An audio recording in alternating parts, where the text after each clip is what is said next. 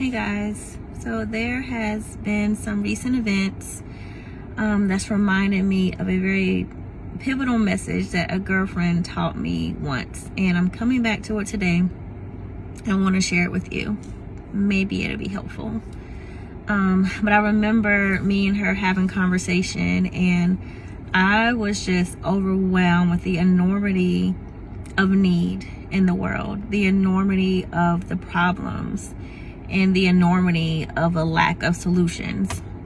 And so I'm sharing all this stuff that I see, all these things that I see need to be accomplished, and something needs to be done, and someone needs to do it. And I'm like trying to rally her and loop her into like, girl, how can we accomplish and do and tend to these needs? And she said something that has freed me so very much for a while now. And she looked at me and she said, "What?" She was like, there are people who currently are not in position they ought to be. There are things that the Lord has called them to do, and they're not doing them. And she said, I'm not going to stress myself out trying to fulfill what God has not given me to do, but someone else. And I've just come back to her words over and over again, because I think that they are needful for all of our lives in all different types of contexts and relationships as well, to know like, what is my thing to carry and what is someone else's thing to carry. I think that we oftentimes will take on someone's load, which the Lord says each person should carry their own load, right? We're responsible for carrying people's burdens. Like, in this way, we fulfill the law of Christ. But each of us has our own load, our own responsibilities, the things that the Lord has told us to do specifically, and the things that we've been called to do, whatever our role might be, whether that's, wife, husband, mother, father, sister, brother, employee, employer, right? There are different responsibilities that are attached to these roles and positions that we have. And so, yeah, let us do that. But then when it is too much, we do have one another to step in and to take on these burdens when they actually become burdens. But I just really appreciated being reminded of that recently, to not allow myself to, again, take on what is the responsibility of someone else, what they need to be carrying, what their accountability is, and then what is not mine. And I have an example of this. So I remember at one time, I was always seeing people who were experiencing homelessness, like all the time, seeing them. And so I would stop and I would talk to them, and many times I'd pray with them, and then I'd figure out like, hey, like, what need do you have right now? How can I, get you something to eat, or maybe give you some money. And so because it was happening so often, I decided, you know what? I'm going to be prepared. I'm about to start me a little trunk ministry. And so I remember I went and I bought all this stuff to make these little bags that had toiletries and non-perishable food items. And I created a whole like resource list that I typed up, printed out. And I had all these bags ready to go. At the time, my husband was looking at me like, girl, what is all this stuff on the table? It's for the people. It's for the people. So I thought. And so I get all this stuff in my trunk. And y'all, when I tell you, for weeks upon weeks, I saw not one person who was experiencing homelessness or on the side of the road, like, saw no one. So prior to that, I saw all these people. I was stopping like all the time. And then when I decided like, this is what I'm going to do to address this situation, this issue that I see that's happening, I see no one. And at that time, the Lord spoke to me and he was like, I ain't tell you to do that. I did not tell you to do that. And it was like really an echo of my sister's words to me of saying like, man, like, just because there are problems and issues that need to be addressed and met doesn't mean that the Lord has called you to do that. And so sometimes it's a matter of how the Lord will prick our heart in a moment to just be obedient, right? Or to be sacrificial. But it doesn't always mean that he wants us to take up a whole mantle in order to address something. Like, so we have to be very much spirit directed people to know what it is that we are to carry and what it is that someone else is to carry. There was, let me open this little note up because I was like, I have some other thoughts and I don't want to forget it. And so I'm thinking about this in my own life, right? I have also dropped the ball on doing things the Lord has asked me to do. And sometimes, like, you'll look up and you'll see someone doing something that the Lord has called you to do, but you failed to do it. In those instances, right, it's a reminder and reflection of, man, like, part of my disobedience, part of my lack of movement, right, that maybe I am also creating a hole in this world because I'm not doing the thing that I've been told to do. I'm not doing the thing that I've been called to do.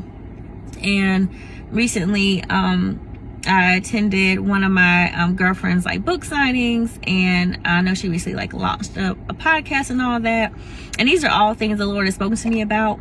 I got books just sitting on my laptop, and we'll talk about that in a second, that I just have not finished, all the things. But like seeing her do it was like, yeah, like you could be doing this, but you have not followed through. And I remember me and a homeboy, we were driving, and I'm just asking him questions because I was just always amazed at the level of faith that he had in stuff that hadn't like materialized. Like he would be, booking, like, hey, yep, I'll do this. And he wouldn't even have the stuff. And in my mind, ain't no way we can book anything until I, have all the things. I've accounted for them. I've created everything. Everything is laid out. And I was just so encouraged, like, just to see, like, yeah, I may not have everything in my possession, but I'm still going to say yes to this opportunity because I know it's something that I am capable of, and I'm called to do it, right? And so that just really encouraged me. So we had a whole conversation like about risk and failure, and I remember he really gave it to me. He did. And I kind of just want to read to you guys what a little bit of that conversation was like. And these are just some notes that I had written down after the conversation that day. So I'm just going to read what I wrote. So I said, I shared about my stuck feet and fear of writing from the sea in comments in my high school honors English course. And then I also had shared about the words that I was talking to a person. I remember we were in a bookstore one time, and I remember sharing like how I wanted one day to see my book on the shelf. And the person said to me, you must believe people want to hear what you have to say. And I remember that just has became a seed of doubt and fear in my mind ever since that day. And so I had shared that with him, and this is what he said to me. He said, people have talked about me, called me a failure. He said, what's to fear? I don't fear those things anymore. They've already happened. What's new? Succeeding, accomplishing, winning. He said, you're the reason that people are in all kind of crisis situations, why women are broken and keep going back to unhealthy relationships. He said, you are what people need. They need to hear what you have to say, but they can't because you're dragging your feet. He said, it's not the teacher and it's not the nameless boy. It's you. And man, those words just like really struck me, and they were needed, right? They were a needed little kick in the foot because I didn't want to move ahead because of all of my insecurity and all of my fear. And so I realized, like, man, like my lack of movement, my lack of accountability, my lack of follow through is impacting people in some way. And so I just want to list like 3 of the things that I felt like have been, some of those unhealthy anchors, right, holding me back. So one definitely was like a lack of courage, like not believing that like anyone wants to hear what I have to say. And then not really having the courage, to say that I'm going to do it without thinking about the effect it would have, or the actual results. You know, like I'm not responsible for any of those things. Like I needed the courage to do that, but like I've just lacked courage in that area in my life. The other area that I've seen where I have lacked something is humility. And oftentimes, like, people talk about this idea of like false humility, and that's really like what it is. It's like me really not accepting like who God has created me to be. So not all the time like liking my appearance and not wanting my appearance to be seen, not always valuing my voice and feeling like, Lord, get someone else to say it. Like, I'd rather write it, Lord, like, because in writing I have so much more control. I can edit it, I can erase it, I can rewrite it. It comes out more seamlessly me typing than it does me speaking.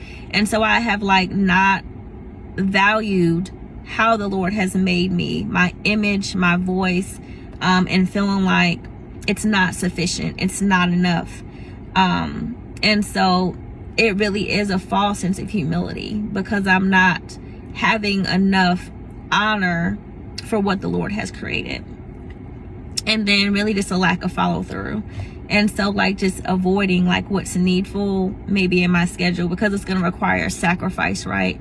To create anything, to do anything is going to say that I have to earmark time and space, and not just physical or time wise, right? Sometimes like that is in a mental space, an emotional space that I have to be able to access in order to do the things the Lord has called me to do. And so it was me like, okay, recognizing these areas of sin, right? Because sometimes it's like really that's what it is, sin or weaknesses in my life. And it's like, how am I going to move forward? And so in the same way that I have been recently frustrated by a lack of accountability and responsibility in other people's lives, like I need to carry that same energy for myself. Like, Whitney, what about you? Are you going to be accountable? Are you going to be responsible? Are you going to put out into the world, no matter how they receive it, whether they do or not up to you, but it's because you've been called to do it, will you do it anyways? Because maybe just for one person, it will be impactful. Maybe just for one person, this will make a difference. Maybe just for one person, right? I will help them to change the way that they do life, they do relationships, that they see themselves, because I've had the courage, I've had the humility, and I've had the follow through to do what God's called me to do. And so I just want to point that back to you guys. Like, what is it that you feel like the Lord has been asking you to do? What is it that is a rightful and needful responsibility in your life based upon where you are, the people that you have connected to you? Are you showing up and being and doing what's needful in this season of life?